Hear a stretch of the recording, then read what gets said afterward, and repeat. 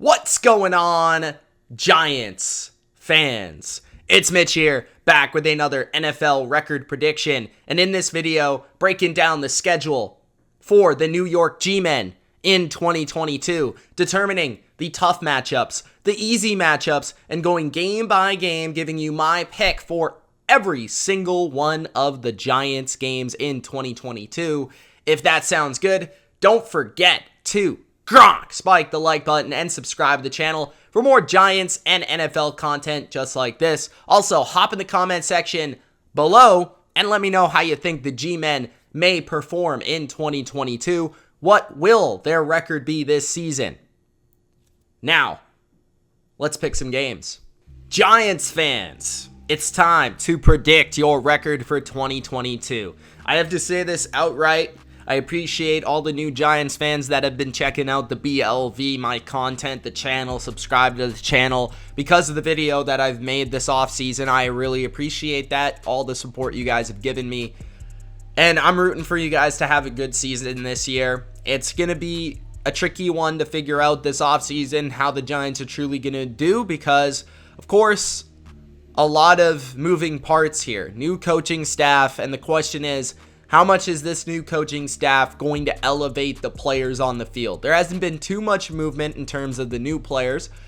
Improvement on the offensive line, improvement some on defense, some big picks on defense. But we do realize that the Giants are still a little bit in, no, I wouldn't say a rebuilding phase, but a transitional phase. So it's trying to balance all those things and coming up with the most realistic record. So let's begin with week number 1. Which is the Tennessee Titans. The Titans, this is a game that I think the Giants have a chance to win. It's on the road. If you guys can slow down Derrick Henry and force the ball in Ryan Tannehill's hands and potentially get that new pass rush to Ryan Tannehill, you can win this game.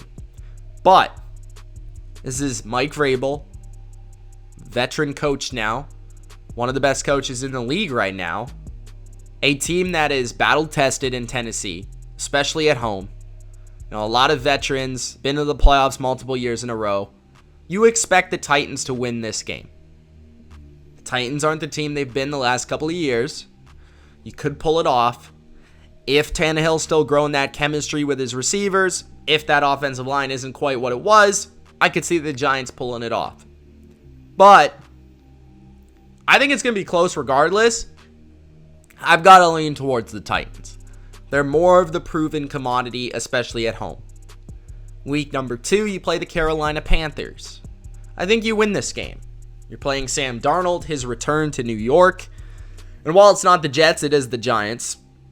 I think these two teams are fairly even. I think Carolina maybe has more talent. But I like Daniel Jones in this spot at home. With the new offensive line, I think they can keep him well protected. I think Saquon can have some success on the ground. And I do feel that the Giants defense can do a good enough job with Christian McCaffrey creating some pressure on Sam Darnold to win this game. Week 3, you play the Dallas Cowboys at home. Monday night, big spot.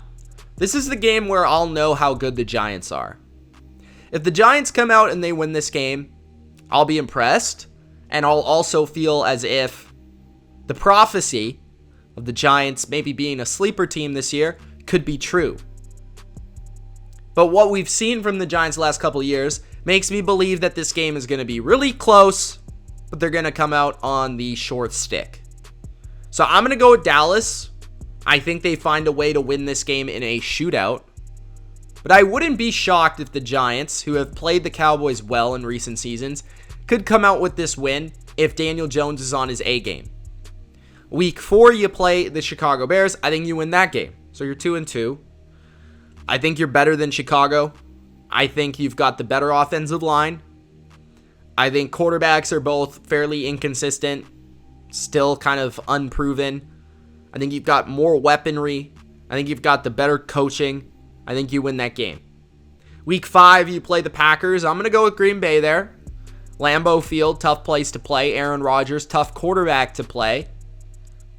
Week 6, the Ravens and the Giants. This is a game where I could see a sneaky win for the Giants here, but I'm going to go with the Ravens. I think, again, better quarterback in Lamar Jackson, strong offensive line, strong defense, great coaching staff.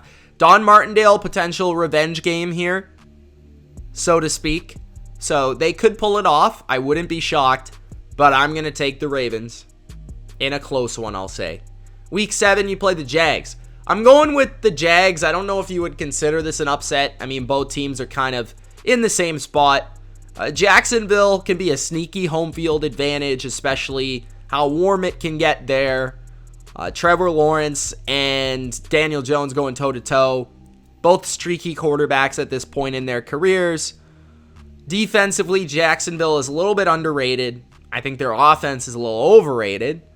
But that one could be either way. I mean, I could see you picking the Giants there, no problem. Week 8, you play the Seahawks. I think you could beat the Seahawks. But again, this is kind of a tough game. So I'm going to hold off on that one for a second. I feel like you could win this game. I will say this, just by looking at the schedule, there's a lot of winnable games here for the Giants, even if they don't see much improvement. I mean, the Panthers, the Bears, the Jags, the Seahawks, all these teams are not playoff teams. I don't think the Titans will make the playoffs. So really, you've only played 2 playoff type teams, the Packers, the Ravens. You could consider the Cowboys and Titans borderline playoff teams as well. I think you beat the Texans after the bye week and you're rested. I think you beat the Lions and you get 2 wins in a row. I think you're better than both teams on paper. The Lions, I think, are a little bit better than the Texans. Strong offensive line, improved defensive line, feisty football team. But I think you can get to Jared Goff and rattle him at home. I think you've got the better quarterback in both games. So I will say that. I think you've also got maybe better weapons. I don't know. I mean, the Lions got some better weapons too. But I feel like the Giants at home should get those 2 games to go their way. Week 12, you play the Cowboys. I do think you will split with the Cowboys this year. I do think you find a way to pull off one of these games. So I'm going to go with the game on the road on Thursday night. It's probably more logical to go with the Week 3 game at home on Monday. But I'm just going to throw in, a curveball here and say that the Giants win on the road. I do think Dallas is more susceptible than they were last year to a loss here. I think their defense is definitely beatable. I think Daniel Jones has shown well versus Dallas. And I do feel like the defense, with Dallas losing Amari Cooper, there's an element of a dimension for their offense that is not there any longer. So there's one less guy to really be able to stop there. Week 13, you play the Washington football team. Let's say that you lose the first game to Washington, you win the second game versus Washington. I think you should be able to split with them. They're not a great team. They're a solid team. They're well coached. Carson Wentz is very streaky. He could play terrible in both these games. He could play great in both these games. Their offensive line, I think, is underrated. Their defensive line is strong. That's certainly an area where they could beat you in a game where if their defensive line is dominating your offensive line, it could be tough to beat them. But I do think the improvement on the offensive line should help there. Week 14, you play the Eagles. I think you're going to split with the Eagles as well. I think they beat you once, you beat them once. I'm going to say you beat them at home. I recall a very close defensive game a year ago. I think you lost both games, but I think one of them was pretty close. If not, you did win. I don't remember.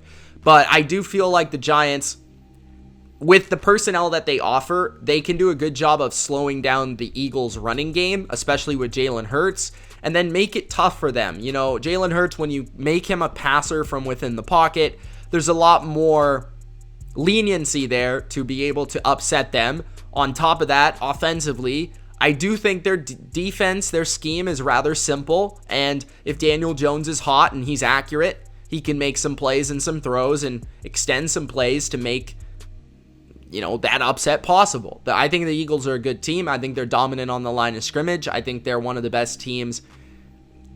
I think they're the best team in the division on paper. But it all comes down to the consistency of Jalen Hurts. And I think with his inconsistencies, he could lose one game to you. Week 16, you play the Minnesota Vikings. I'm going to go with the Vikings there. I like the Vikings, especially at home on a Saturday. I think Justin Jefferson's tough to stop. Dalvin Cook, same thing. I like Kevin O'Connell, the new coach. I think their defense is sneaky good up front. So I think the Vikings are about a playoff team this year. And I'm going to take the Indianapolis Colts. Although, if you can stop and slow down Jonathan Taylor, there is a chance there for an upset. So I'm going to go with those games. So far we're at a 7-9 record. I'm going to say hold on. What do I want to do here? Do I want to say you beat the Seahawks? Do I want to maybe switch one of these games around? I do think 7-10 is very possible. If not 8-9 is possible, just given the schedule. It's pretty easy, for the most part. And I do really think the coaching is going to make a major difference, but I'm just not sure the roster is all the way there yet. I feel like you could beat a lot of these teams and you could lose to a lot of these teams. So it's really tough to predict this schedule for you guys. I'm going to say that you drop the game to Seattle maybe. And then you finish 7-10. Because you got to go from New York to Seattle, across the country. Sneaky good home field. I don't think the Seahawks are very good. Maybe I could go with the Giants there. I don't know, man. This is tough. I might switch my opinion on that game, so I might give you the win here. And I might maybe say you lose to the Cowboys again. And then maybe you're 7-10. Or, maybe you win both games and then you're 8-9. So I think overall, you are a 7-10, 6-11, 8-9 football team. It's kind of the way I see it. So for now, let's just say you're 7-10. And that's going to be my official record prediction for now. But I do see upside with the Giants, given all the things I've stated. And then on top of that, the schedule looks pretty easy. So that's also something that helps. But overall, a lot of questions with New York. Hoping for the best for you guys, but I do have you sitting at 7-10. Let me know what you guys predict for the Giants' upcoming season. It's Mitch of The Bottom Line View. Appreciate you watching. Check out the rest of the videos. Peace.